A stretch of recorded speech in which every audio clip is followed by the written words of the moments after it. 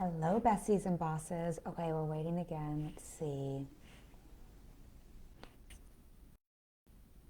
Oh, we have success.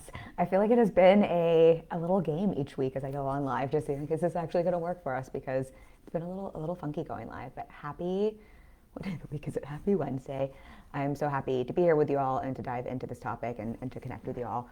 I also, just before we dive in, I just had some client calls this morning and just all week have been hearing, obviously I'm in the same world we all live in, just how much the world is, feels like especially on fire globally, not just in the US, but globally, and just hearing from clients how heavy it's been for all of them. I know how heavy it's been for me. So I just want to name that. I don't want to make that what this live stream is about. I think it's also important that we give ourselves space to take care of ourselves and to regulate our nervous system and to do what we can in terms of our activism, but also to continue to focus on our businesses and to do what we need to do to resource ourselves to be able to hold others if we're supporting others. So I do want to name that and just normalize that. If you're feeling the heaviness or a lot, it's a lot. And if you're seeing reach go down, for example, right now, I think our feeds are quite filled with all of this as they should be. But I think there's just what's top of mind for people. So I think just to name that as well. I've had a couple of clients really noticing that with their content, with their marketing, with their launches. But that's not what we're going to talk about today. Today, we're going to talk about 2 ways I'm using AI to give me the competitive edge. And I bet it is not what you think. Let me just make sure here I have us in the group so I can see if I have your questions and comments because they don't always pop up in the little meta thing. So I thought this would be a good conversation for us to have because this week on the podcast, if you tuned in, we had my friend Sam DiNicola was on there and she shared her question around how to stand out and sell in an AI-driven world. I think conversation is really valuable. I think she's one of the few people, she's definitely one of the few people I know who's talking about AI in this way. And it's definitely one of the ways I'm thinking about integrating using AI just in terms of more how can you, whether or not you use it as a tool yourself, how can you have your marketing be set up in a way so that AI is recommending you. I think, tune into the podcast for that. I think it's a really interesting conversation. I think something that's important, again, whether you're using AI yourself or not, the world is using AI, and I think, excuse me, it's a really helpful conversation. And so we talked about things like AI slop and how AI is affecting reach and the reality that it's not going anywhere. And on last week's live, when I was sharing my part 2 of what I'm focusing on, and we were talking about marketing predictions, industry predictions, I had more than one person comment about how over AI they are, how they're either not using it, how they've never used it, how, I mean, I think all of us in the online space can agree. We also see what AI creates, and it is AI slop. Like even, I think people who use AI well, for the most part, I don't know, you can just tell AI content from like a mile away. Excuse me.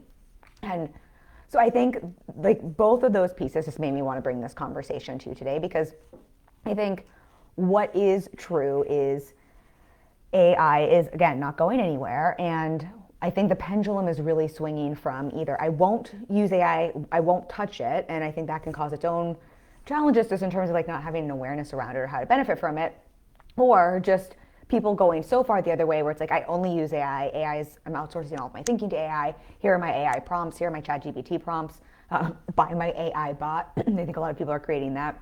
And so the pendulum just swings either way. And so I thought I think I have a different take on this.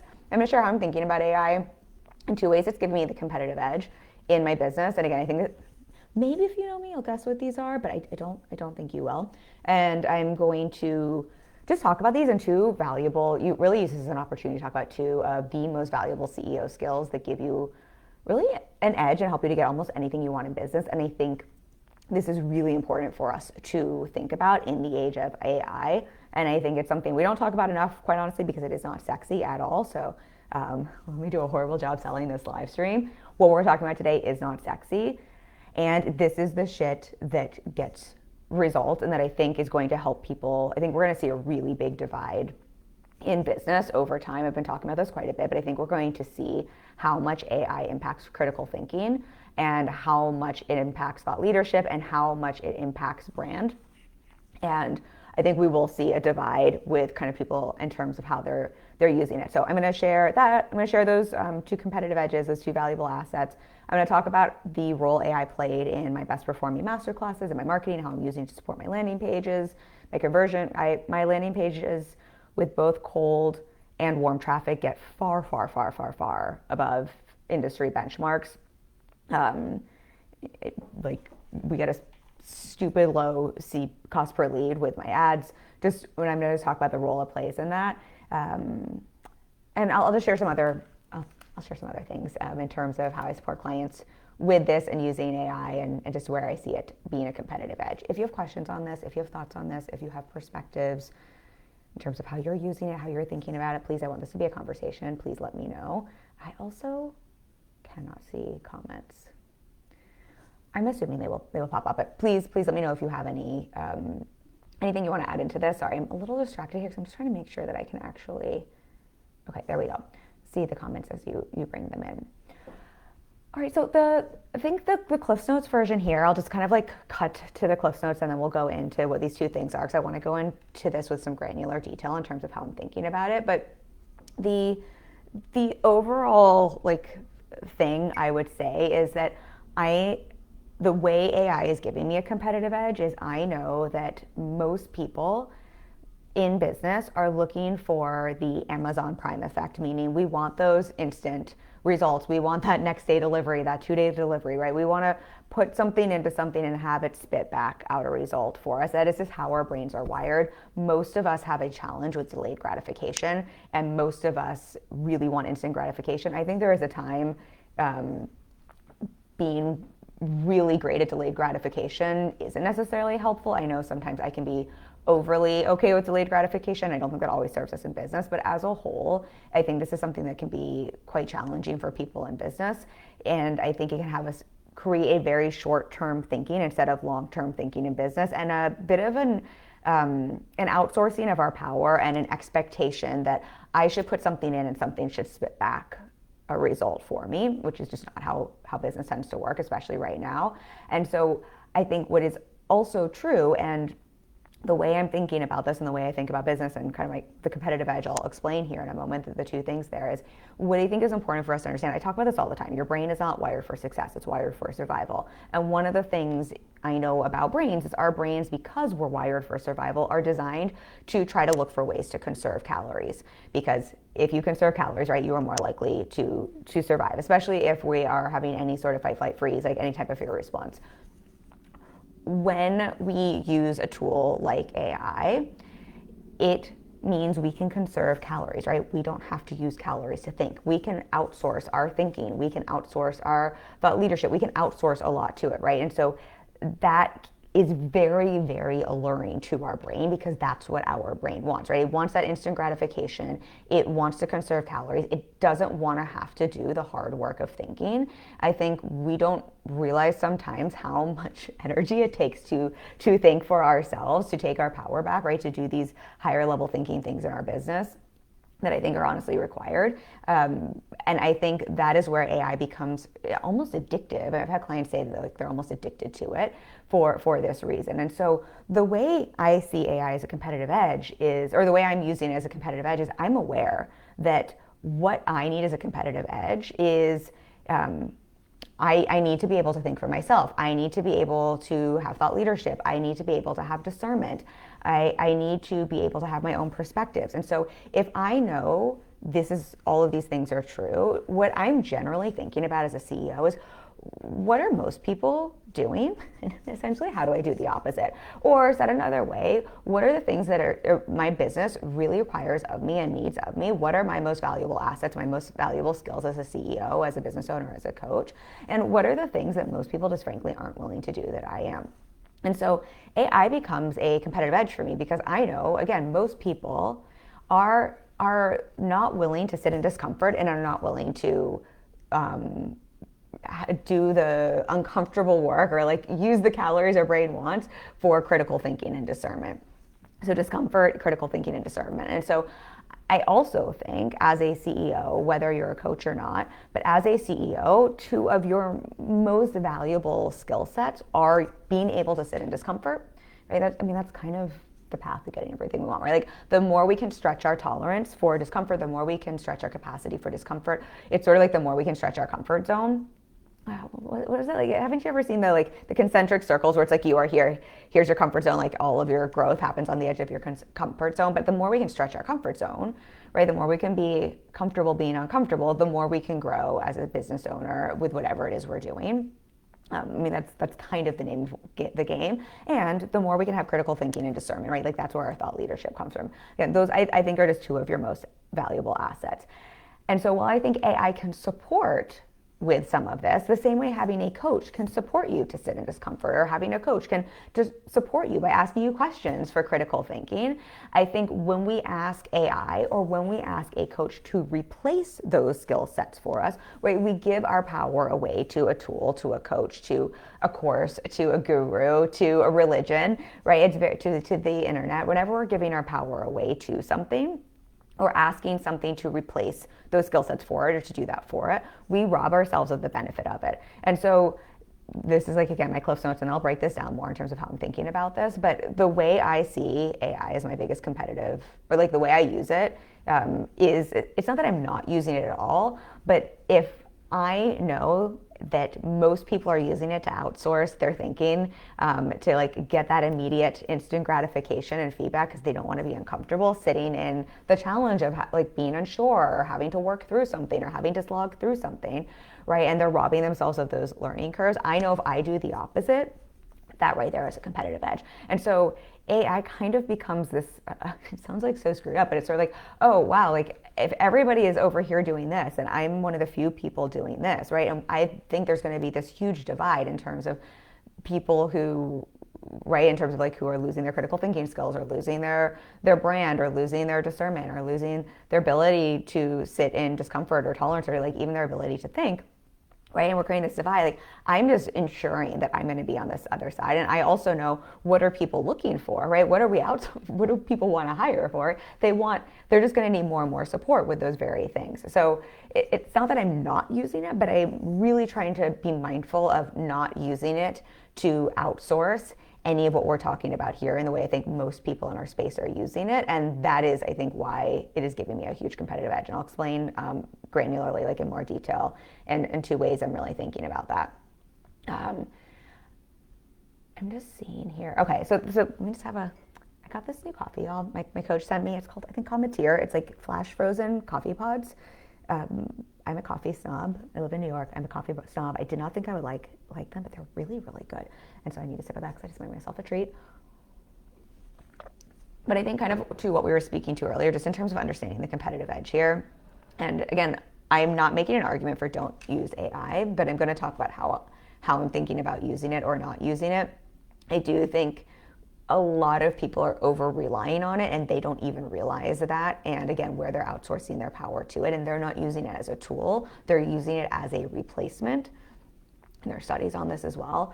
And I think that is where things get into hot water. What I liked about the conversation on the podcast with Sam is she's not teaching you how to use AI to create content. She's not teaching you or talking about not that you can't use AI for automations and everything. She's really talking more about how do you get visible and found and recommended on AI, because the majority of people will use it in a way to outsource their thinking. So we might as well use that to our benefit.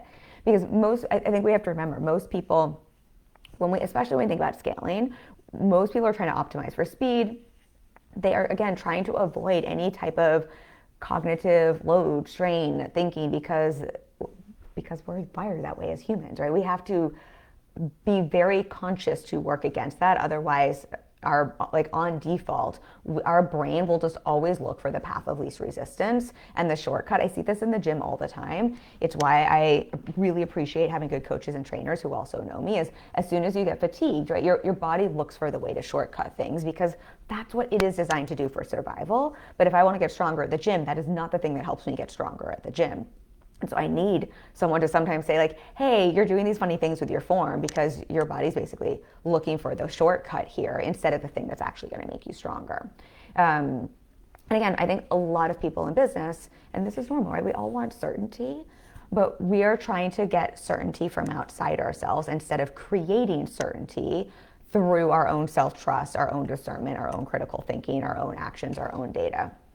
And so, again, when we know that, if I just take a look at what are most people doing, do I want the results most people have, or do I want to be, if we think about being exceptional, creating big results, right? If we want to have the types of results most people aren't getting, the experience most people aren't having, generally that means looking to do something different than what most people are doing or willing to do. And so again, that is, I'm really just essentially looking at how do I either not outsource thinking or using AI, and I'm going to share about this more, but like creating space and time for thinking outside of being plugged into the tool. I'm just seeing if we had any questions here. I'm just going to give you some evidence here, and then I will break down the two things here, but just to like give you what those are. The first one really is finding the way to not plug in, and then the second one is creating that white space thinking time, and I'll explain the importance of both of those and how those become your competitive edges. I think just to like give you some, I guess, proof to why I think this becomes a competitive edge, I think that the general idea online is if something is quick and easy, or if an answer comes from outside of us, right? Like I think that's like, everybody thinks AI is so smart, right? Like it's a superhuman thing. It must be right. It must be better than me. And at least to right now, a lot of what AI is spitting out is, we'll talk a little bit how it affects your thinking and your critical thinking and your discomfort and all of that later in those skill sets. But I think the other thing to understand is a lot of what AI is putting out is not necessarily correct, and it's not even necessarily that good. It's kind of what we were talking about at the beginning of this conversation. I edit clients' content all day, like not all day, but every day. I'm like constantly reviewing client stuff, and I'm seeing what is in our industry a lot. It's not only that it's just not good, it's just not correct very often, and it's just not even, if we think about how important messaging positioning is, it is often missing that. And then it is missing, if we think about branding, we've talked so much about how important it is to bring your personality and bring your person, like who you are, to your branding. And I think you can teach AI to have some of those things, but I think what we forget, I talk about this in social currency, the importance of building those strategic leverage relationships and building connection with people. I think we forget how important bringing some of our essence is to that. And this isn't me just saying this. Like I think we could all say, like, we see AI content, there's something that just feels really disconnected. It's just not that good. But the thing that is actually true is, technically, outside of like where AI gets things just wrong, technically a lot of AI written content is technically correct, like well formatted. It's good. It's almost like too good sometimes, but the problem is it is often quite soulless and missing what is needed for connection and conversions. And so I'm going to give a personal example from this in terms of kind of like the results and things that AI can't get to, and why this happens. But also there is an MIT study. I pulled this up for you. Your brain on ChatGPT: the accumulation of cognitive debt when offloading our inner thinking to AI. So if you want to look this up, if you're someone who's like a nerd like me who likes to look at this, but I think this is actually interesting because it's not in your head. If you're seeing AI content, you're like, oh, like there's just something that feels off to me about this, or it feels soulless. That isn't in your head. They've actually done studies on this, and this study in particular, what they found is, without giving you too much of the details, but they basically had they had a bunch of people write papers with and without AI. The English teachers who were grading the papers, those who were written with ChatGPT, a lot of those got the feedback that it was soulless, empty, standard and typical, and lacking individuality. And I think that's just really interesting to see that this is how papers were graded, even though they were technically correct. And kind of going to what we're going to talk about in terms of critical thinking, I think what's a little frightening is the study found, I'm just reading this here, the study found that users who relied on AI showed a 40% reduction in brain connectivity, 40% reduction compared to those who did not, especially in areas related to creativity and memory. More than 80% of ChatGPT users could not recall anything from their own written work immediately after completing the task. So we'll talk about the critical thinking and the creativity, because I think that is so important in business as the second point here. But I think here for this first part, in terms of like why it's so important for us to think about this and why I think this becomes a competitive edge, is what we don't realize is, yes, ChatGPT can spit things out, and technically it can sound good. Like, I mean, I think there's a lot of, I see a lot of ChatGPT or Claude written content, and it's not even that it's bad. It's just it is literally missing some of that soul or that individuality. Which, again, if we think about brand building, if we think about what gives us a competitive edge, if we think about what is the number one thing any strategy needs, it is that connection. It is that relationship. This is what I talked about in Social Currency. I will just shout this from the rooftops. At the end of the day, you can get everything wrong in your messaging if you have a strategic relationship, if you know how to build relationship. I was just talking this with a client with her webinar. We were looking through all her webinar slides, and they're great. But one of the things I was reminding her is, at the end of the day, what matters most is your ability to connect with people, them feeling like they know you, them feeling like they like you, them feeling like they trust you, your ability to build relationship over everything. That's what makes this webinar work. That's what makes any strategy work. And we're literally seeing research here that says AI can write something technically correct, but it is missing that. So we can think about how that is going to deteriorate the effectiveness of a piece of marketing if you're using AI and outsourcing that. And then we also know it's going to affect your creativity, your critical thinking, right? Your ability to sit in discomfort.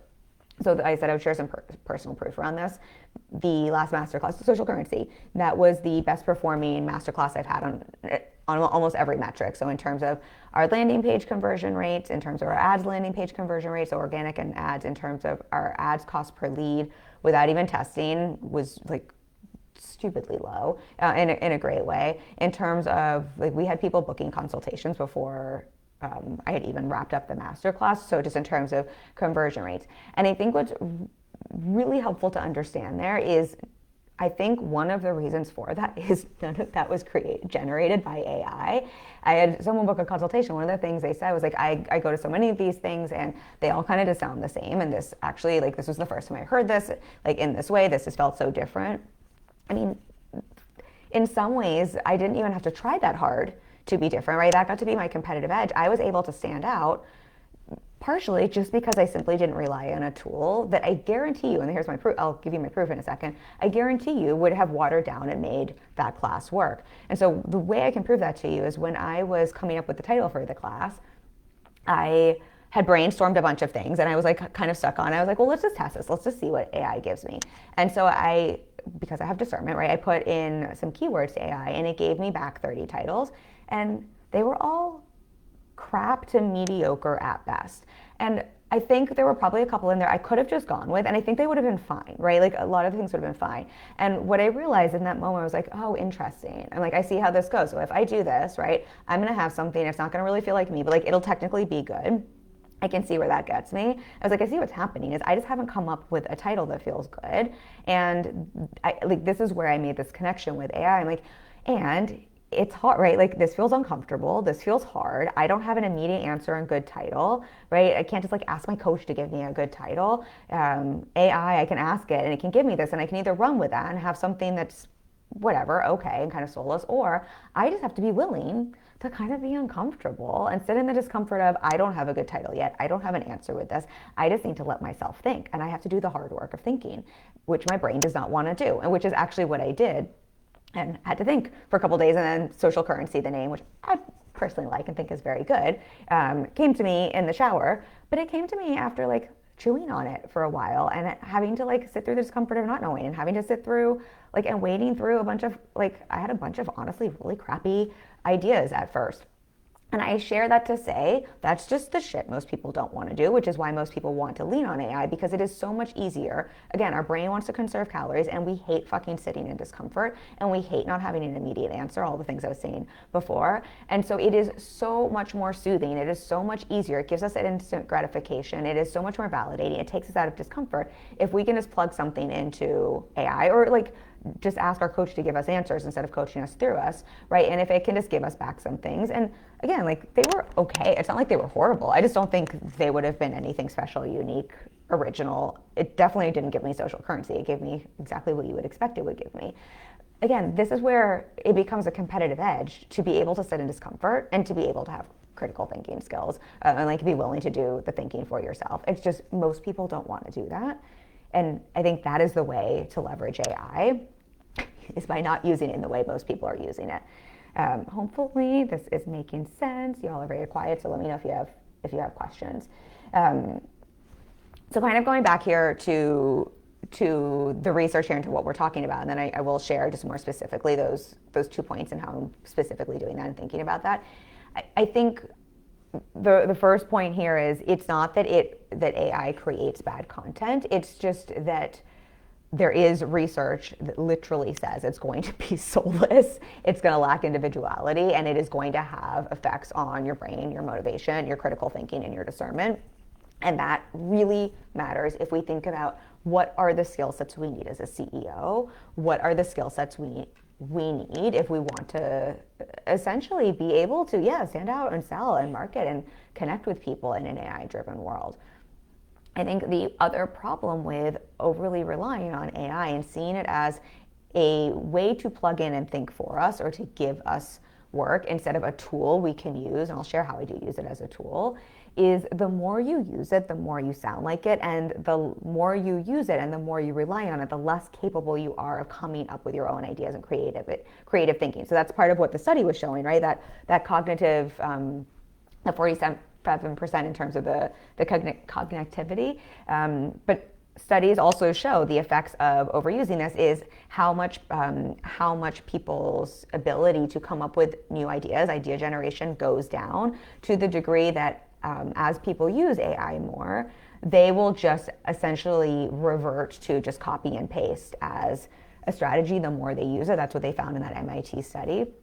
And again, I think that makes sense. If we just think about, like, this isn't that people are bad or wrong, it's just that our brains, again, are just wired to not want to be uncomfortable and to conserve calories, and thinking is a very big calorie burn and is very uncomfortable, and not having an immediate answer is very uncomfortable, right? We want that immediate gratification. So all of this makes complete sense. And AI is also, I mean, I don't know for sure, but anybody who's used ChatGPT or Claude, it looks like it's designed knowing this is the case, and to try to keep, it's kind of like the Instagram algorithm, where it's designed to keep you in it and engaging with it. So again, it's designed to keep you kind of addicted to it, which means the more you're addicted to it and use it, the more your creativity, your ideation, your ability to come up with new ideas goes down, which is quite alarming if we know, again, as CEOs, your ability to ideate, your ability to have creative thinking and to problem-solving skills, right? Those are some of your biggest assets. And I've had clients tell me that I've seen this through clients who've overly used AI, and some clients have told me they're stopping using it for this reason, because they're noticing how challenging it is for them now to come up with ideas or to make connections on certain things. I think the other piece here is, I think a lot for most of us who are selling high ticket offers and who are offering some sort of coaching, mentorship, therapy, being an OBM lawyer, where we're having impact and influence on people's businesses and lives, our thought leadership really does matter in terms of, that's part of what helps our content, our marketing to stand apart. And it also matters in terms of building that relationship with people and why they trust us and why someone will work with us instead of AI, right? Our thought leadership and what we bring to something, our critical thinking, our discernment, our lens on something, our lived experience, the way we bring that all together is what makes us different from AI, when everything, information, can be found in AI. And so if we aren't cultivating that and able to share that, right, we are, again, it goes back to that brand and how much we start to weaken our brand and our marketing, because if we lose what makes us different from AI, why would people not just go to AI?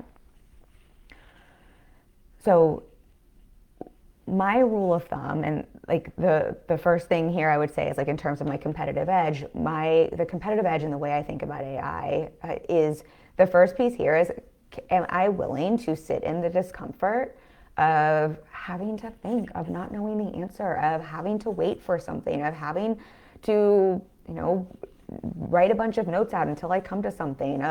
I will say it probably takes me longer, not necessarily to create content, but to organize my thoughts for content than it did in the past, because I also know how important it is, because of AI, to bring in more of my personal story and my experience, where I do think before AI we could do a lot more educational, informational content, right? That is so much easier, right? I could just teach you things all day long.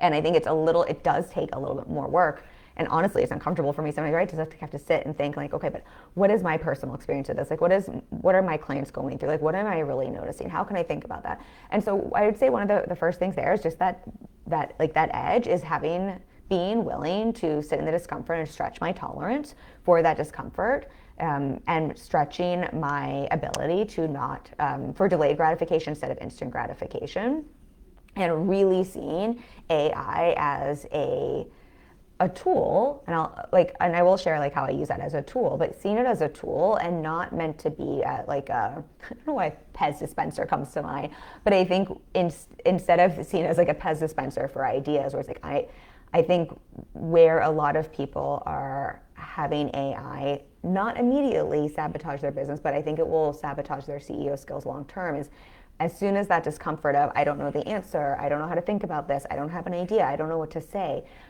when there is something that you can just go plug into that can just spit that out back to you, right?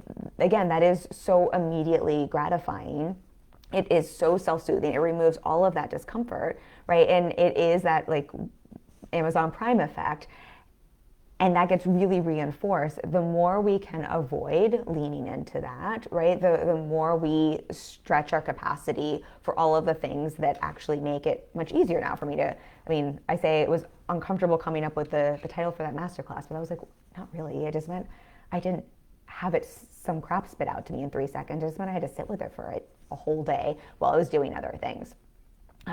So my rule of thumb with AI, it's not that I won't ever use it. It's just I won't use it until after I've already done my own thinking, until after I've sat through that discomfort, until I've already ideated, until I've already written something, until I've already done all of the work. And then if I am going to use it, it is more for if I want, so for the podcast, for example, if I want, for what we're talking about with Sam, I'm thinking about how can I have AI recommend me. I might put in my show notes after I've written them, and I might ask it for like, can I make any notes for me on where, like, keywords I could include for AEO so that I might be recommended, or for SEO, right? So I might use it for something like that because that's just an expertise I already don't have. Like, I think that's a great way to use it. Sometimes I will give it a prompt when I have a particularly long email, and my prompt will be, do not change my idea, do not change my sentence structure, do not change anything I've written, but can you suggest or can you highlight any redundancies, you know, where I'm saying the same thing multiple times that I could delete or omit, right, to help me clean and edit something out. So that is ways I will sometimes I will use it for research. So for example, one of the things I'm going to share is the second part here in terms of my critical thinking. I had a whole idea, put the whole thing through, and I wanted to actually confirm something because I want to make sure I was sharing something accurate. So the same way I would use Google, and that like sometimes I will confirm something, or I will, like the MIT study, I had read that a while ago. I wanted to confirm I had the right name for the title there. So in that way, and I use it a lot, not a lot. I use it sometimes personally. We had I did not want to have to think this through. We had our dishwasher flood when we came home from Iceland, and it was the middle of the night. I used AI then to put in the model and to tell me what was going on, because there's no one I could call to get a quick information solution on how to solve it. That was a time where it did not make sense for me to have delayed gratification, and it did not make sense for me to critically think, and it did not make sense for me to have new ideas. I just needed to know, how do I get this thing to stop flooding in my kitchen, right? That's not messing with my cognitive ability. So I was really using it as a tool, is the point there. Okay, so the first competitive edge there is essentially being willing to sit in the discomfort and not needing immediate gratification, right? Delaying gratification there. Just seeing, okay, no questions. The second competitive edge here,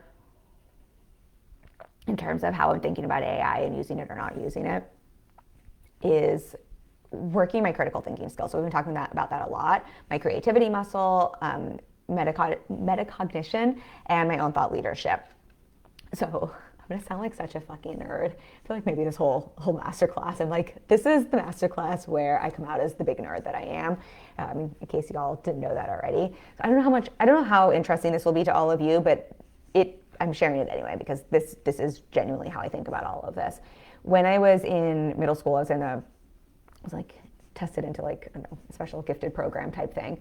And one of the things we talked about a lot was metacognition, which is thinking about your thinking. And I don't know why, it just landed for me so much because I think it's something we don't think about a lot, but it's something as a coach I think about a lot, and it's something that I think is really important for our critical thinking and for our creativity and for understanding like how to take creativity and put it into application.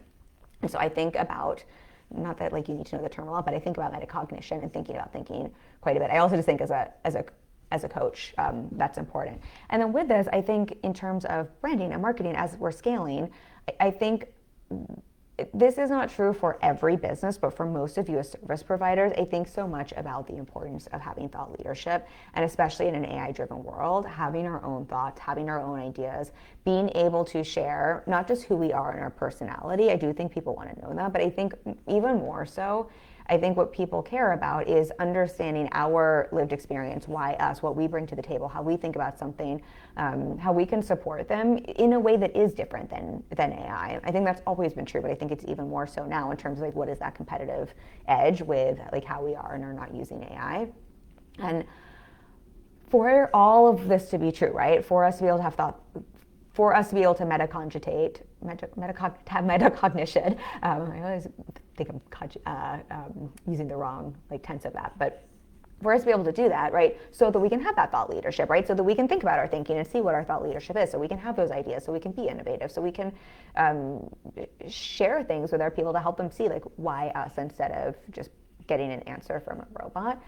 I think one of the things we don't realize is that means we need to carve out space and time to think and to allow ourselves the discomfort of like not knowing and making things fit together, or like waiting to get into flow, or like literally not plugging in. And so one of the big things I really think about is how do I create that white space thinking time, and how important that is as a competitive edge as a CEO, and how do I sharpen and cultivate my critical thinking skills and my creativity. And so with kind of everything we were just talking about in terms of AI, what I will then think is not how do I plug into AI to give me white space, because that's not going to give me white space, right? I want to think about how can I unplug more from AI, and particularly how can I think just overall, whether it's AI or not, I think what happens in business is we get so plugged into what other people think, what other people are saying is right, what is working for other people, right? Like there is just so much in our space that it's sort of a form of comparison, but it's just such a plugging into. I mean, I love that you're here for my content and listening to the replay of this as well, and I hope this is valuable for you. But even here, I think we can get like overly into consuming other people's content instead of plugging into our own business, instead of plugging into our own thoughts. I think this is where coaching is so valuable, because it is space for you, it is white space for you, and it is space for you to get plugged into your own thoughts instead of into consuming a course or example, which is telling you how to think. And I think finding that space to unplug, to be able to not just unplug to have white space, but to really get clear on what is true for you, that yes, you can share for your marketing, but also just like, that's how we get clear on what's right for us in business versus being plugged into other things, is, again, it is such a competitive edge. I think it always has been a competitive edge. I think we're just going to see it bigger and bigger and divide. And so in terms of how do I use AI for that, I think we can see, well, plugging into AI for that is not it. But if there's a way that I can use AI to buy back time for me, right? If there's an automation in my business, if there's, we're not personally using this, but I have a couple of clients who set AI up with Zapier to do certain things, right? Like if there are things where it's the same way, like I hire a team, right? I don't hire a team to do my thinking for me.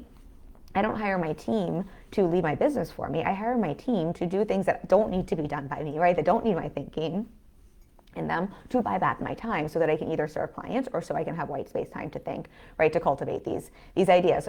So I think of it more as, how do I use AI to create white space? How do I use it as a tool in that way? Or how do I use it to, once I have my creative thought leadership, right, to get it more visible in front of other people with what we were talking about in the podcast.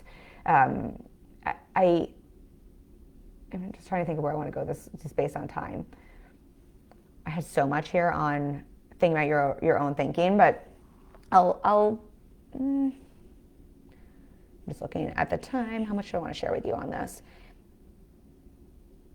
Yeah, I think you don't need to hear all of my thoughts on metacognition because that's just me being super nerdy. So maybe this won't be the live stream where you hear quite how nerdy I am because I had way too much there. But I think overall, what I think about this is again just really being mindful of how much input I am allowing from other sources that aren't my own business, my own brain, right? My own audience, my own coach. But even that, being really, really mindful. My word for the year is self-possessed, and I think so much about self-possessed is like belonging to me and really belonging to me and being able to make those choices and decisions without trying to manage other people's emotions around it. And I think this is even kind of tied into this, right? I think the more self-possessed we can be with our critical thinking, with our thought leadership, with our creativity, but with our own thoughts, as instead of so that they're belonging to us, as opposed to again just outsourcing all of our thinking, our ideas, what feels true for us, what we're going to do, what we're going to say, how we're going to say it. I think the more we can do that, the more we win in an AI-driven world. And I think finding ways to use AI again as a tool that gives you that ability to unplug, to listen to yourself, right? Even I know some people use AI as a way to give them prompts. If that's great, if that gives you a prompt to actually like let you think. I think as soon as we're asking AI to do our thinking for us, as soon as we're outsourcing, and this is the same, like as soon as we're outsourcing our thinking to social media content, to if there's someone you follow, to I think I see this a lot, how often people just look to somebody else and like, well, what are they doing in their business? What are they saying? What's working for them, right? As soon as we're doing that, that's no different really than plugging into AI. And it's like, what is AI telling me to say or to think or to do? The more you can unhook from that, because that also becomes an addiction, right? And that is a form of also not trusting yourself, right? Self-trust is so important. The more you have a competitive edge in business, and I do think I think this is layered, and again, this requires, I do think, self-trust, but then the more you're also able to ask better questions, you're able to really take a look at your data in a different way. You're able to see, what are my own thoughts about this? What is my own experience? What are my own ideas? What is my thought leadership? This is when you become one of the people that people are trying to mimic and copy and parrot. This is when you like have something that is interesting or innovative or different from what everybody else is doing without trying to be different. Because I think that's also where the pendulum can swing on this. We know this is all true, and I think sometimes people just try to be different for the sake of being different instead of simply looking at what is true for me and my business, what are my thoughts versus somebody else's, and how do I speak to those, which will just be inherently different because you are unique in your life experience and your business experience is different by definition. Let me know if that made sense or if you have any questions before we wrap this up. I'll give you one last thought on the metacognition piece. I think with metacognition and kind of with the second competitive edge here and really cultivating that white space for critical thinking and for metacognition and for creativity, I'll share, I think we have time, I'll share two quick things. I think this is also the difference. So there's the difference between plugging in and hearing other people's thoughts. So that's kind of like step one, right? Unplugging from that. The second piece here that I think about, this has nothing to do, like this is just what AI stops you from doing. And when I think about like thinking about our own thoughts, that is the difference between having a thought and being able to observe it. And I think when you can create the white space and learn how to think about your thinking, right? This is where so much critical thinking and discernment and new ideas come from. It's the difference between I have a bunch of just thoughts running through my brain versus I can observe them. And when you can observe what you're thinking, that's when you can start to think, well, how am I coming to this? Like, what's behind this? That's when you can question your assumptions, your beliefs, your emotions behind it, right? That's when you can challenge something. That's when you can redirect a thought. That's when you can wonder why you're thinking that, where it's coming from, if that's even true. And I think when you do that, it's not that thinking about your thinking magically creates the world's best content, but it does create the white space, like the parameters for you to create original ideas. And it helps you to stop what is happening so much in our online space because of AI, which is a lot. I mean, this happened before AI. I think before AI, we saw the same thing. People sold templates for their content, right? And it's sort of like that phenomenon where we would go online, we're like, oh, I know exactly who that person's working with because their content's really good. But it sounds exactly like 20 other people. And I know all of those 20 people bought this template from this one coach who like says to write content in this way, right? Like that's all AI is doing kind of at a scale. All of those, right? That's people plugging into someone else's way of doing things and someone else's way of thinking. It's not that it's bad. It's not that it's not good. It's just, it's not theirs, right? It's not them. It's someone else, right? Which is the whole thing we're trying to get away from if we're trying to create a blue ocean and we're trying to differentiate and we're trying to show people why us versus AI or why versus hiring someone else. And so when you can create that white space and you can take time to think about your thinking, right? You create the parameters to unhook from, to get out of that place of mimicking and parenting without even realizing it. Because I think what happens, especially when we're using AI, is we put something in there. I see this happen quite a bit. People put content, put something into AI, and they take it and they're like, I'll just make it my own. But you've already put something, like it's already not your own, right? We're already parenting and mimicking something that something else has created that was not really, that isn't really our own. So that's no different than taking that template of someone's, right? Like it didn't originate from you.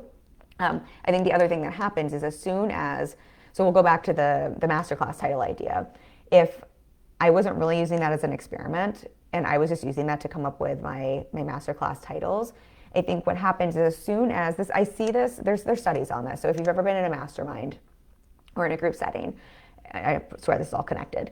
When someone asks a question, the first person who speaks and whatever they say, that basically determines what everybody else will say in the group. Because the way our brains work, right, it's really hard when we hear something, when someone has an idea or like a thought, it's really hard then for us to have a different thought. If I'm in a group setting or in a mastermind, one of the first things I do when I hear whatever the question is or the prompt is I write down what I think before the first person speaks, or I try to be the first person to speak because I know this phenomenon. And I know if I don't do that, as soon as the first person says whatever, what's working on social media right now?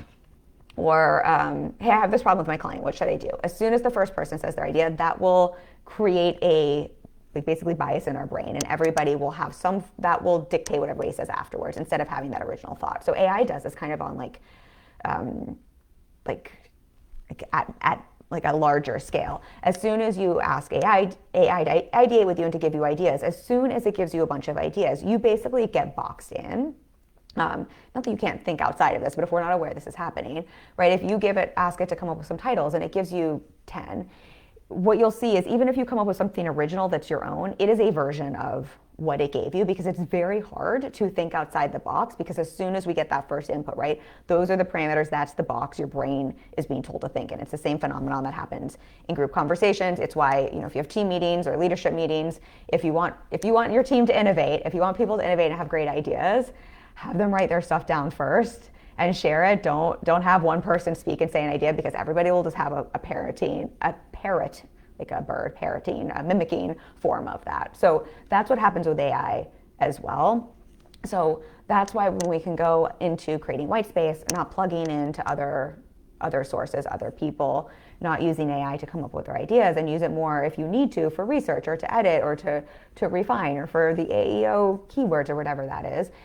What you do is you interrupt what that phenomenon is, and that also allows you then to open yourself up to ideas, to creativity, to thoughts you wouldn't have otherwise. And it also helps you to observe those thoughts so you can question them, right? So you can think about them. If I think about thought leadership and what is thought leadership, right? It is that original ideation. It's having discernment around that, right? It is the metacognition, the thinking about thinking. Like, where did this come from? Is this true? Like, how am I thinking about this, right? Thinking about that. And then combined with what is your lived experience, right? If we put those together, I would say that's kind of like what thought leadership is. And so again, I think when we can think about it in this way, that gives you such a competitive edge. And I'm making this almost headier than it needs to be, but I think it's just helpful to understand the nuance of this. But basically, the Cliff's Notes version again is, can you have the discomfort to not have immediate gratification, right? To not have something to spit something out at you. And two, can you create the white space for critical thinking, to think about your thinking, for thought leadership, right? To ideate. Those two things together matter so much always, but in an AI world, if you can lean into that instead of immediately plugging into AI, and you can still use AI as a tool, but if you use AI as a tool for after you've done that versus for the origination of that, If you don't plug into AI as essentially needing to be your second brain, because if you plug into AI to be your second brain, it will become your first brain, right? We see the 47% connectivity in the brain, right? Like that's frightening. If you can reverse that, that becomes such a competitive edge for you. And again, that's also then how you're going to create marketing that not only stands out, but that really is different, right? The reason I think we get such conversion rates is we are no longer in an information-driven world, and if we are also in a world like if everything sounds the same and we're all complaining about that, right? The reason that is because we're all using the same template, AI. If you are the one of the few people who don't, you immediately differentiate yourself, right? Like I don't know that my stuff is so great as much as it's just not the same as everybody else's, and therefore it stands out by default. I think my content's good, but if I think about my last masterclass, I think it's good, but I also don't think the concept of social currency is some like brand new information that nobody has ever talked about in business. But I do think, because it came from my experience and my business and everything we're talking about here, and it wasn't just something that a machine spit out at me to say, I do think it stands out in that way, and it seems really, really different. And I think that's one of the reasons it converted so well. So again, just being able to unplug and to sit in that discomfort, to not get immediate gratification in terms of what's the right answer, what am I going to say, and then to be able to have discernment, critical thinking, judgment, thought leadership, your own ideas, creating white space for creativity, for ideation, right? When you have those combinations, I really think that is just kind of everything. And then again, you can still use AI as a tool. Hey, Claire, hey. You can still use AI as a tool. And again, everybody do you. This is just how I'm using it to give me the competitive edge. But I still think of it as, it's not like I've deleted it. We still have it. I am very mindful of the environmental impacts and the brain impacts for me, both of those, just quite honestly, like, I don't know, I'm probably hypervigilant, but they stress me out quite a bit. So that keeps me from using it a lot anyway. But I still have it as a tool, and I just see where it is helpful as a tool versus, again, where I am using it to outsource my power and my thinking. All right, y'all. I hope this was valuable for you. This felt important to have in conjunction with the podcast. If you haven't listened to the episode with Sam, definitely check that out. I think whether or not you're going to use AI, I think understanding the impact AI has on marketing right now is really important. And I think understanding different ways you can get visible on it, even if you're not using it, is very helpful. So I definitely check that episode out. If you have any questions, reflections, drop them in the comments. I'd love to hear from you. I hope this was valuable for you. And then I'll be back next week with another conversation for you. And I think it's next week. I've got a masterclass coming up in February. I think we're going to be announcing that next week. So I'll share that with you all next week as well. All right, lots of love, y'all. Bye.